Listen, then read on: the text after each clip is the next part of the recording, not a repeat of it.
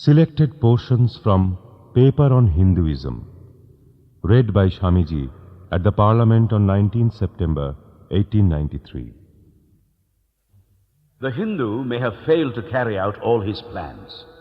But if there is ever to be a universal religion, it must be one which will have no location in place or time, which will be infinite like the God it will preach, and whose sun will shine upon the followers of Krishna and of Christ, on saints and sinners alike, which will not be Brahminic or Buddhistic, Christian or Mohammedan, but the sum total of all these, and still have infinite space for development, which in its catholicity will embrace in infinite arms and find a place for every human being, from the lowest grovelling savage, not far removed from the brute, to the highest man, towering by the virtues of his head and heart almost above humanity, making society stand in awe of him and doubt his human nature.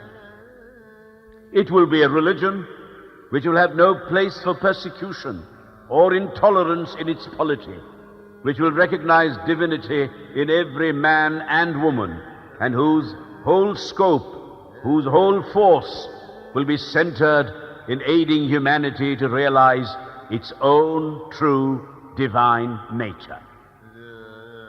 Offer such a religion, and all the nations will follow you. Ashoka's council was a council of the Buddhist faith. Akbar's, though more to the purpose, was only a parlor meeting. It was reserved for America to proclaim to all quarters of the globe that the Lord is in every religion. May He, who is the Brahman of the Hindus, the Ahura Mazda of the Zoroastrians, the Buddha of the Buddhists, the Jehovah of the Jews, the Father in heaven of the Christians, give strength to you to carry out your noble idea. The star arose in the east. It traveled steadily towards the west, sometimes dimmed and sometimes effulgent, till it made a circuit of the world, and now it is again rising on the very horizon of the east, the borders of the South Pole, a thousandfold more effulgent than it ever was before. Hail, Columbia, motherland of liberty! It has been given to thee, who never dipped her hand in her neighbor's blood, who never found out that the shortest way of becoming rich was by robbing one's neighbors.